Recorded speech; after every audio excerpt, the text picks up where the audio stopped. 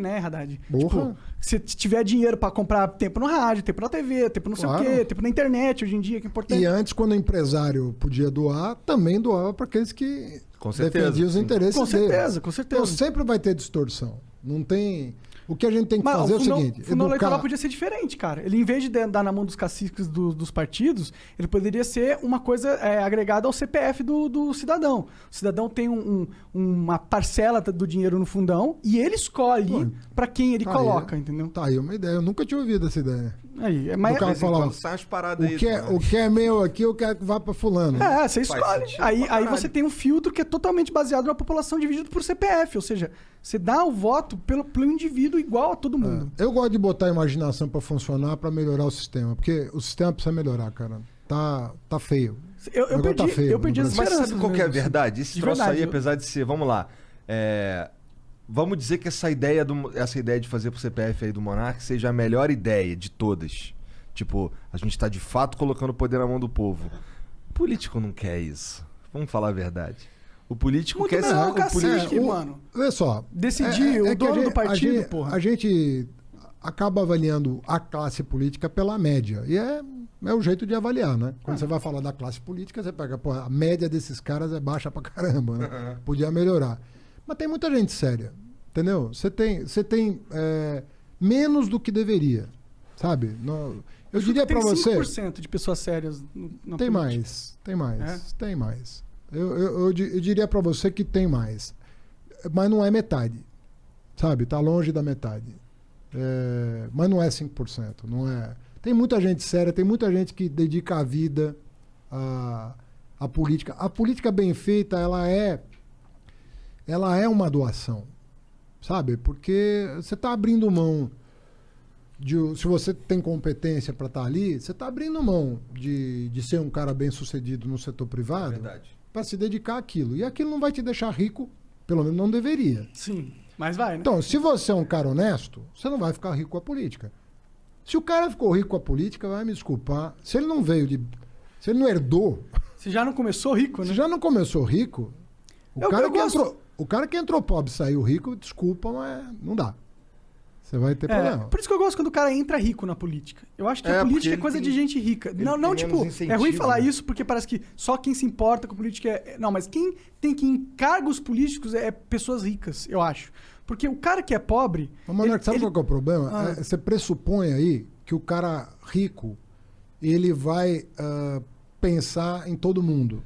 Não, a única coisa que eu tô pressupondo... E ele não é faz isso, mas é que necessariamente. O que eu tô Não pressupondo... estou dizendo que um cara rico não pode ser um grande político. Claro. Pode. Mas é muito ruim quando o parlamento não tem a visão do cara da comunidade, do cara da favela. Pode ser um cara rico que veio de baixo, né?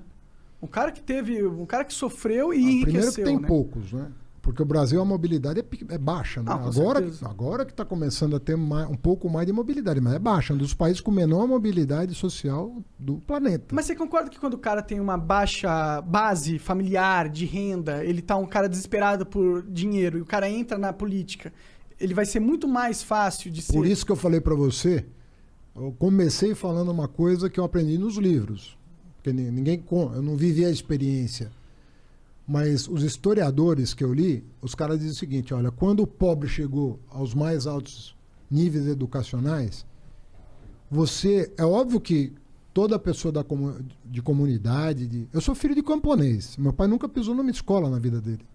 O meu pai veio com 24 anos do Líbano, trabalhou de 8... Sabia que era Líbano. Haddad, porra. Com esse nome aí eu tava pensando, caralho, Haddad é de onde? Síria, Líbano... Acho que Haddad é Líbano. Ferreiro em árabe. Será que a família era de ferreiros mesmo? Em algum momento lá para trás. Sido, da hora, né?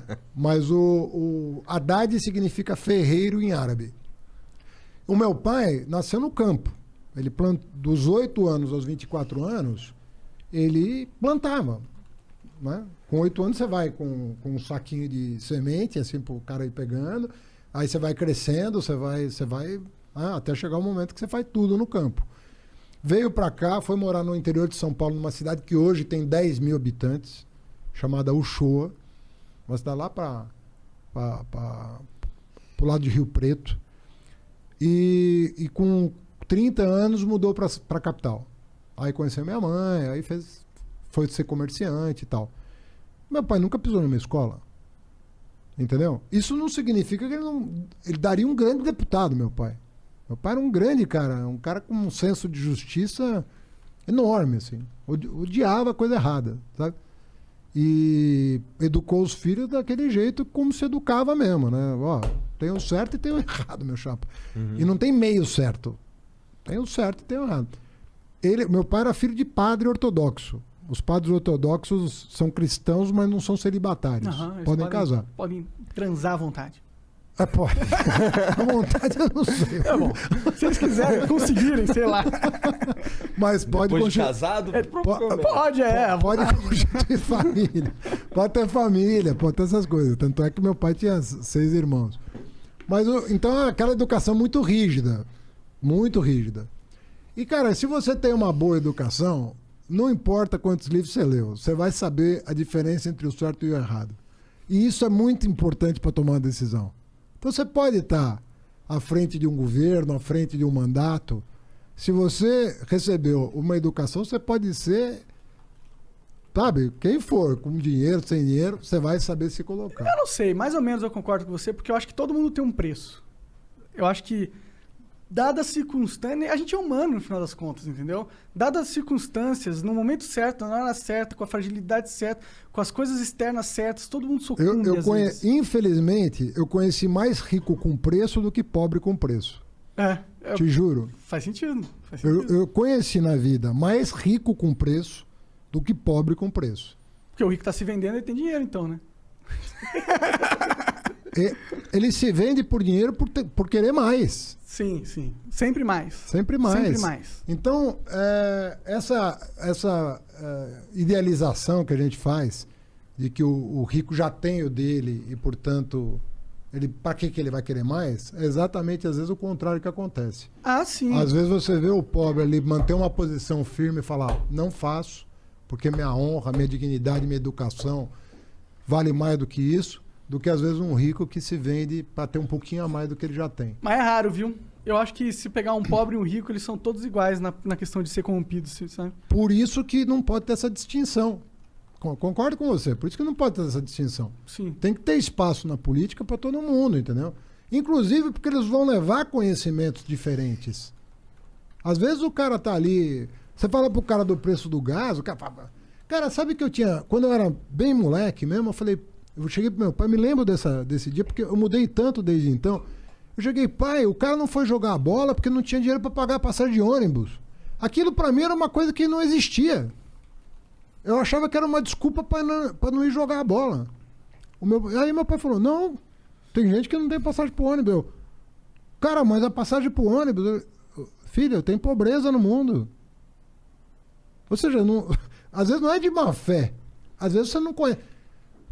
Quando eu comecei a viajar ao Brasil, Monark, porque outra coisa assim, eu conheço São Paulo. Eu moro em São Paulo, você conhece São Paulo? Conheço São Paulo. Porra nenhuma. Gigantesca essa porra, você não conhece São Paulo. Não conhece. O paulistano não conhece a cidade. Aí você chega pro cara e fala, cara, você tem ideia do que é a cidade de Tiradentes? Você tem ideia do que é Guaianazes? Você tem ideia do que é o Grajaú? O cara não sabe nem o nome do bairro.